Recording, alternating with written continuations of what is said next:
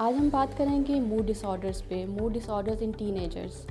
Basically mood disorders is a group of mental health problems. Mood disorders में different problems आ जाते हैं। For example bipolar disorder आ जाता है, major depression disorder etcetera. Mood disorders की क्या क्या कॉजेज़ हो सकती हैं?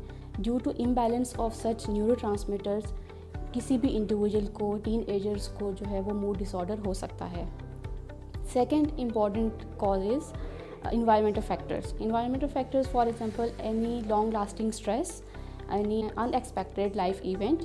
Teenagers में जो major stressful events होते हैं that are like losing a job and divorce of parents, financial crisis. These are more important in teenagers. Mood disorders are treatable. इसके लिए प्रॉपर काउंसलिंग सेशंस रिक्वायर्ड होते हैं। साइकोलॉजिस्ट के साथ आप कंसल्ट करें और proper counselling session and psychotherapy के थ्रू इसको ओवरकम कर सकते हैं।